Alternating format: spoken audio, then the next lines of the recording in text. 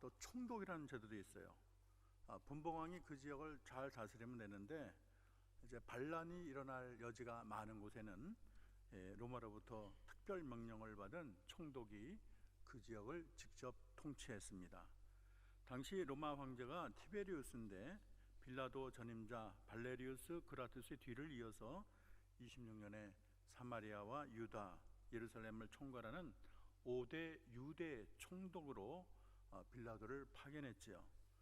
그는 헤롯 대왕의 아들인 아켈라오가 이 지역을 다스리는데 실패하자 직접 로마가 통치하기 위해서 두터운 신임을 가지고 파견한 인물입니다. 그래서 다른 유대 총독보다도 10년, 장기간 26년에서 36년, 10년이라는 기간을 통치를 했습니다. 어떤 학자는 그의 이름이 필레우스에서 왔다고 보고 그가 귀족이 아닌 자유인 출신이라고 주장하기도 합니다. 왜냐하면 필레우스란 말이 자유를 얻은 노예라는 뜻이 있어요. 그러나 이걸 가지고 자유인 출신이나 보기보다는 역사학자들은 이탈리아 남부에 호전적인 고대 부족인 삼리움족이 있는데 그 씨명이 폰티라는 점에 주목을 해서 아마 본디오 빌라도의 이 근본은 이 삼리움족에서 기인했다고 학자들은 믿고 있습니다. 그리고 빌라도가 유대의 총독이라는 증거는 아주 분명합니다. 복음서에도 나타났지만 1961년에 헌정비에서 발견됐는데 이 헌정비는 로마 제국 당시 남부 유대 지방의 수도인 체사레아 고대 원형 극장터에서 발견이 됐어요. 그래서 이거를 온전한 형태가 아니고 약간 지워지기는 했지만은 그 글귀가 아주 분명합니다. 이렇게 되어 있어요. 존엄하고 신성하신 황제 티베리우스에게 폰티우스 필라투스 유대의 총독 헌정했다. 그렇게 적혀 있는 것입니다. 이 빌라도 총독은 부임하자마자 유대인들을 아주 강압적으로 좀 억압을 했고, 그래서 로마에 대해서 적대감을 표현하는 젤롯 당원, 열심 당원들에게 좀 이렇게 적대감을 같이 가져서 그들을 색출하기도 하고 처형하기도 했습니다. 빌라도와 이 유대인의 관계는 그렇게 좋은 관계라고 말할 수가 없어요. 필로에 져서 로마 황제 가이우스에 보낸 특사라는 게 보면 빌라도가 완고했다, 냉혹했다, 강팍한 성격의 소유자다, 이렇게 평가를 하고 있습니다. 그런데 유대인이 그를 싫어하는 게 단순히 이 성격만의 문제는 아니고 민족적인 감성을 별로 달구하지 않았기 때문이에요. 빌라도가. 왜냐하면 요세푸스의 유대 고대서에 따르면 빌라도는 티베레스 황제에게 잘 보이려고 티베레스의 황제의 형상이 있는 그런 방패와 군기를 예루살렘 곳곳에 붙였다는 거예요. 이거는 우상 숭배 아닙니까? 그래서 이스라엘 백성의 민족적인 그런 본질을 건드린 거죠. 그래서 반란이 많이 일어났어요. 열심당원들이 주동이 되어서 예루살렘에게 소요를 일으켰습니다. 이에 빌라도는 그들을 참살시켰어요. 그 이후에 티베레스 황제는 이 원성이 너무 심한 것을 깨닫고 방패와 군기를 철수시킬 것을 명령했다고 합니다. 이 사건을 계기로 빌라도에 대한 부정적인 보고서가 황제에게 전달돼서 빌라도는 자기의 자리를 잃을까 봐 굉장히 초조해했다고 합니다.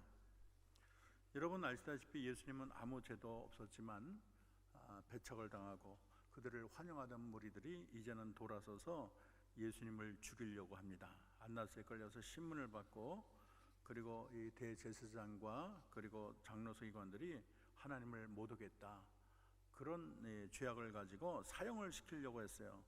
근데 그 당시에 피정범민인 유대 자체는 사형에 대한 권한이 전혀 없었습니다. 그리고 이 사형에 대한 이 허락을 받으려면 빌라도의 허락을 받아서만 누군가를 사형시킬 수가 있어요. 그래서 어쩔 수 없이 유대인들은 빌라도에게 예수님을 그렇게 끌고 갑니다.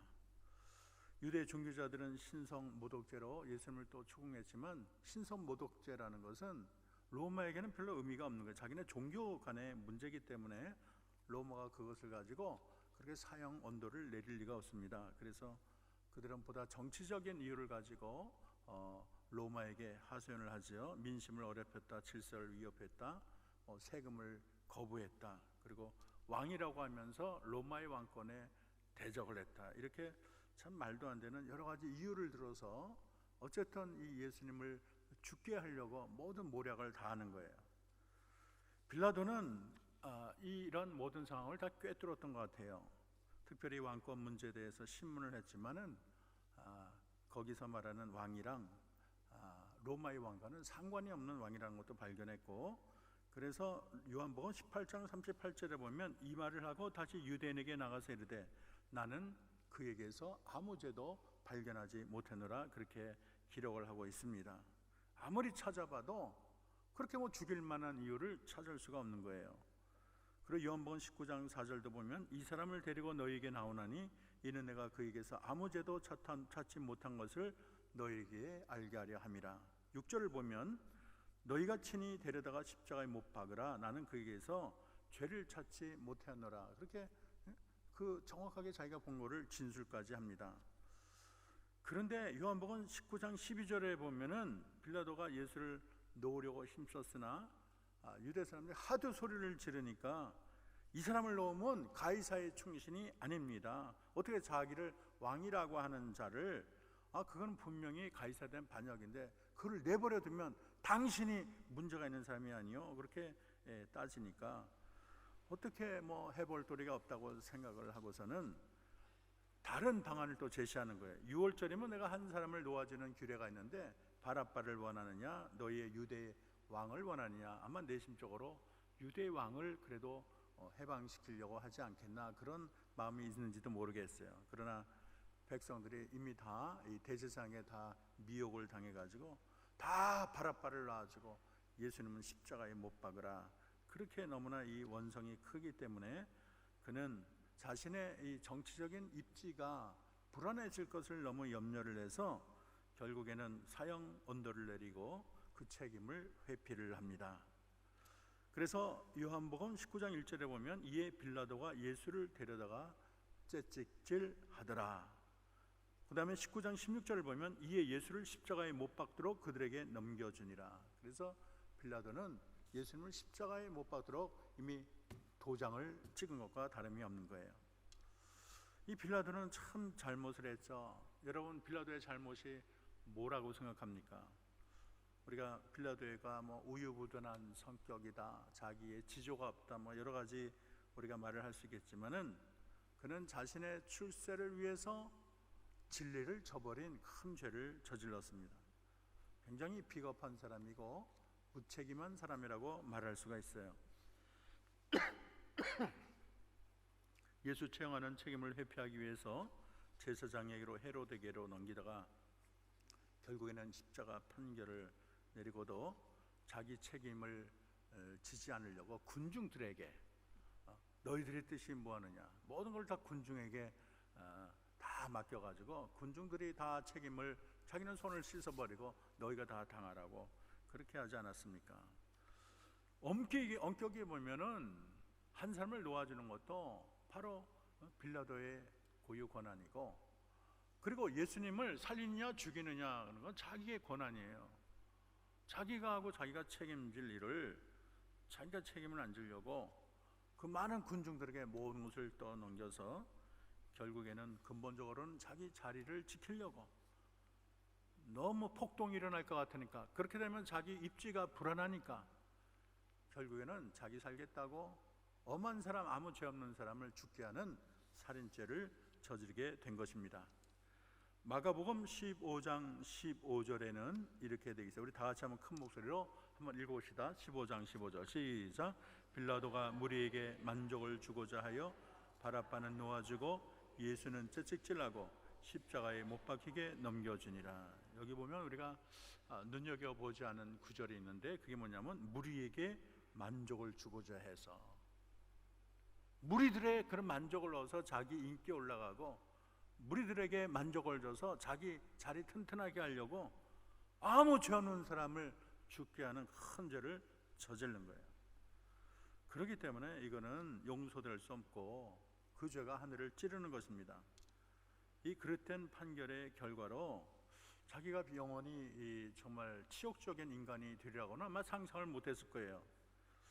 본디오 빌라도라는 이름은 그래서 그리스도에게는 굉장한 오명으로 남아있어요. 여러분, 교회 첫 보편 공회가 니케 공회가 325년인데 그때는 본디오 빌라도 이야기가 없었어요. 근데 이거를 개정을 했는데 콘스탄티노플 공회가 338년인데 거기에 보면 니케아 신경에 본디오 빌라도 아래에서 고난을 받으사 그 구절을 거기에다가 집어넣었어요.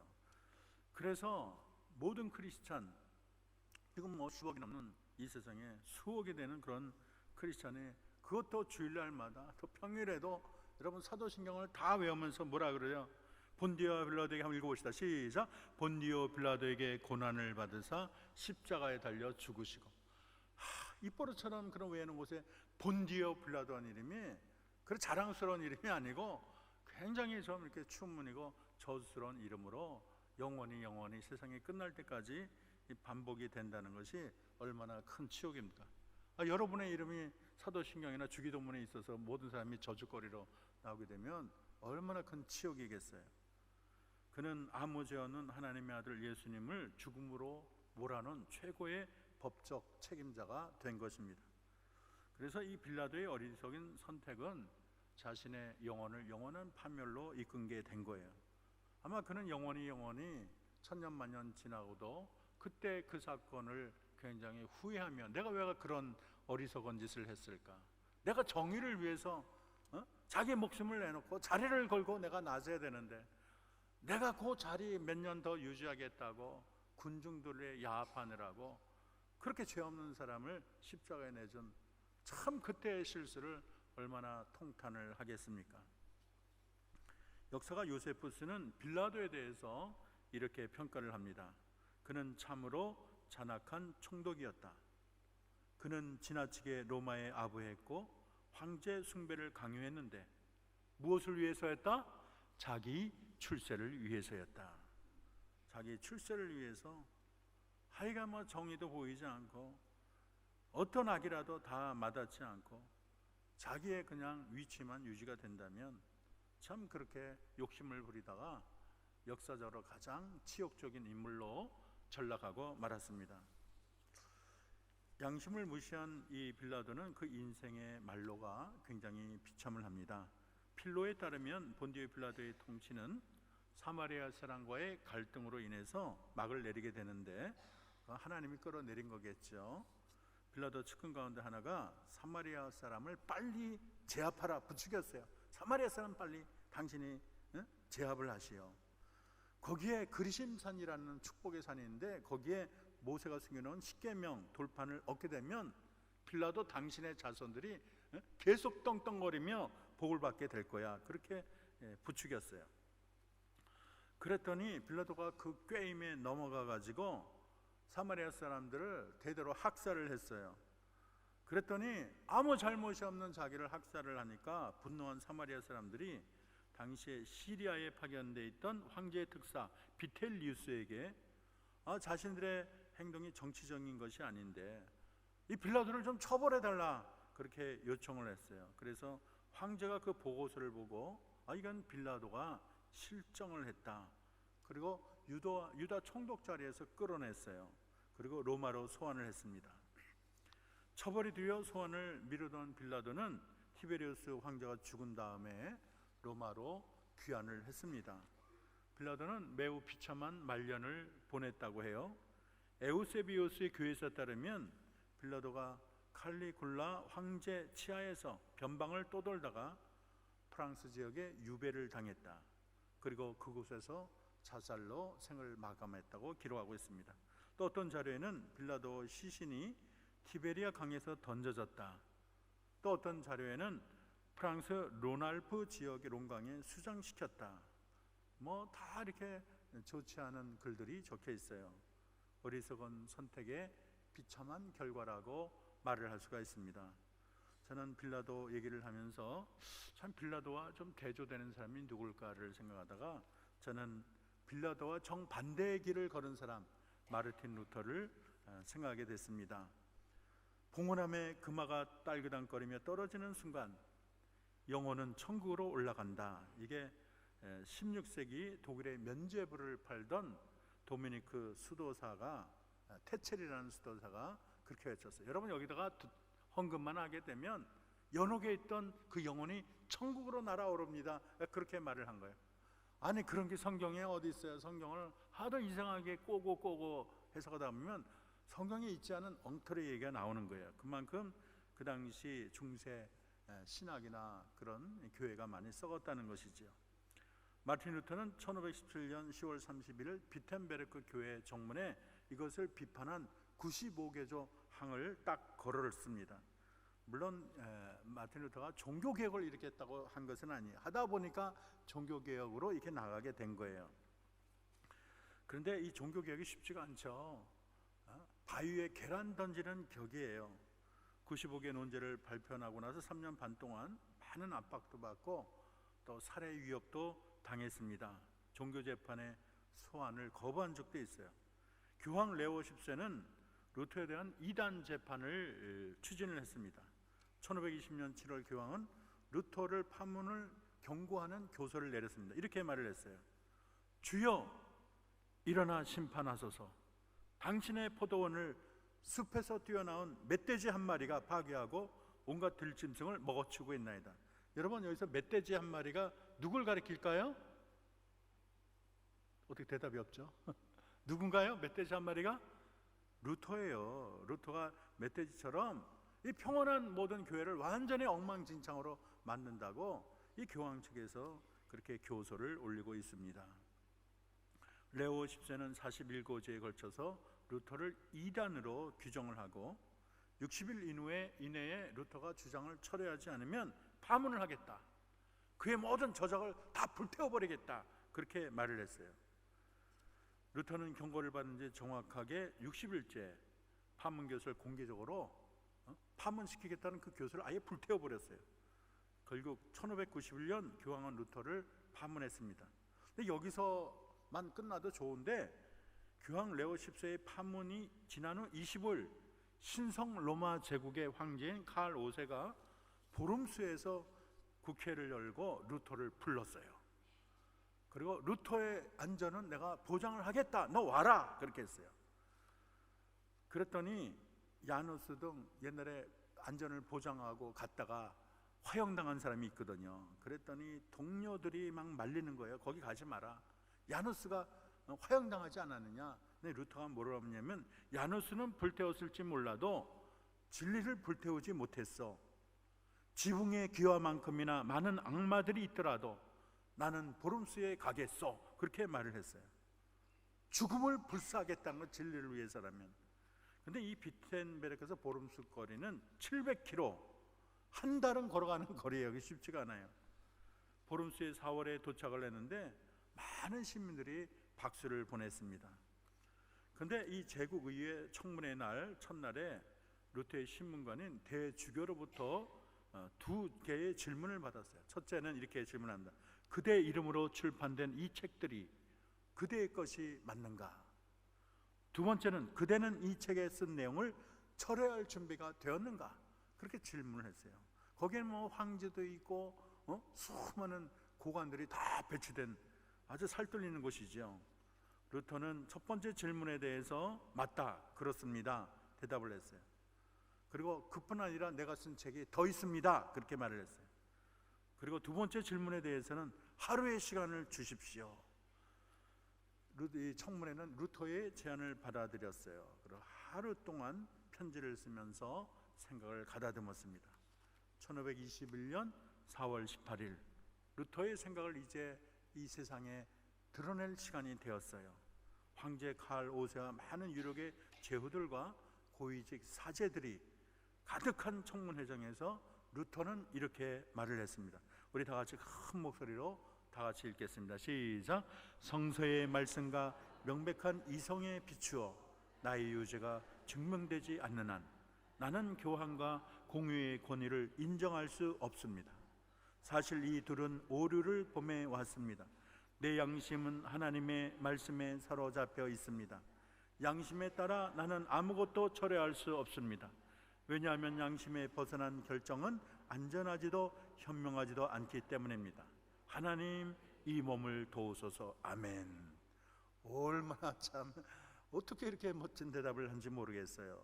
이거는 그 자리에서 잡혀가고 화형당하기 바로 그런 당했겠다고 서로 자초하는 그런 대답과도 같아요. 그러나 믿음을 가지고 양심을 지켰습니다. 황제 카를 5세는 칙령을 내렸어요. 추방령을 내렸어요. 너에게 명령한다. 마틴 루터를 은닉하거나 음식을 제공해서는 안 된다. 그를 잡아서 일체 손대지 말고 우리에게 보내라. 모든 기사들은 루터의 책과 논문 일체 기록을 갈기갈기 찢어 불태워라. 이렇게 해서 이런 저서들이 품고 다니는 독이 더 이상 번지지 못하게 할 것이며, 인쇄 기술은 오직 선하고 칭찬받을 곳에서만 사용하도록 하라. 앞으로 제국 내 고위 성직자가 모르거나 그의 뜻에 어긋나는 그리스도 종교의 인쇄를 금하며 오직 대학의 신학부의 허가를 받는 경우만 인쇄를 허락하노라. 그리고 풀어줬는데 곧바로 저놈 잡아야 또 사람을 보냈는데, 그때는 그가 이미 제후의 도움을 받아서 발트부르크 성에 숨게 됐어요. 좀이라도 늦었으면 아마 잡혀 죽었을 거예요. 근데 이 성에서 루터가 뭐를 했냐면 독일어 성경을 번역을 했어요. 그래서 1522년 9월에 신약성서 독일어판이 나왔는데, 그때는 그 책 한 권이 소 한 마리 가격이에요. 그런데도 2,000부가 매전되고 12월에 재판에 들어갔어요. 그리고 9월 성서는 1534년까지 85세를 하면서 10만 부가 팔려서 종교개혁이 날개를 닫고 온 세상에 퍼지게 되었습니다. 여러분은 자리에 연연하며 진리를 버린 빌라도의 길을 걷겠습니까? 아니면 하나님의 진리 위에 목숨을 불사한 루터의 길을 걷겠습니까? 우리는 참 빌라도의 실수가 나랑은 상관없다 말할지 모르지만은 우리도 조심해야 돼요. 나약한 내 자신이 나의 출세를 위해 진리를 거부할 수도 있고, 나약한 내가 나의 성공을 위해서, 행복을 위해서 주님을 배반할 수도 있는 거예요. 우리는 결코 나 편하자고 주님을 부인하거나 우리 주님을 십자가에 내어주는 일이 결코 있어서는 안 되겠습니다. 우리 십자가의 군병답게 진리를 위해서, 하나님 나라를 위해서 목숨 거는 저와 여러분 되기를 원합니다. 주님 위에 일어나시고 진리 위에 일어나시고, 주님은 나의 전부입니다. 하나님을 위해서, 주님을 위해서 온 생애를 불태우는 저와 여러분이 되며, 우리 가운데 제2의 제3의 빌라도가 나오지 않기를 주의 이름으로 축원합니다. 이 시간 기도하겠습니다. 하나님, 우리 인생의 가운데 바른 선택을 하게 하옵소서 기도하시고, 두 번째는 천성하는 그날까지 나의 안일이나 인기나 평안을 위해서 예수님을 십자가에 넘겨지지 않게 하옵소서. 주의 진리 위에 십자가를 날마다 높이게 하옵소서. 우리 다 같이 통성으로 기도하겠습니다. 도우시는 하나님, 오늘 빌라도가 아버지 하나님 이 세상의 인기와 자기 자리를 하나님 지키기 위해서 예수님이 옳은 것을 알면서도, 예수님이 아무 죄가 없는 것을 알면서도 하나님 많은 군중들의 야합을 해서 혹시 자기 자리가 불안하지는 않을까 예수님을 십자가에 내어주고 아버지 하나님 못된 판아빠를 풀어주는 굉장히 잘못하고 망령된 행위를 저질렀습니다. 아버지 하나님, 그래서 아버지 하나님 빌라도는 역사상 아버지의 모든 신도들의 사도신경 때마다 아버지 하나님 그의 죄악을 얘기할 정도로, 그를 경고할 정도로 하나님 정말로 추한 인물이 되고 말았습니다. 가룟 유다와 더불어 빌라도는 역사상 가장 추한 인물로 전락하고 말았습니다. 하나님, 짧은 세상 사는 동안 우리도 하나님 바른 선택을 하게 하옵소서. 오직 주님만 따라가게 도와 주시옵소서. 나의 안일 인기의 평안을 위해서 예수님을 등지는 일이 없게 도와 주시옵소서. 주의 진리 위에 십자가를 높이 들게 하옵소서. 하나님만 따라갑니다. 주님만 따라갑니다. 주님만 의지합니다. 주님만 바라봅니다.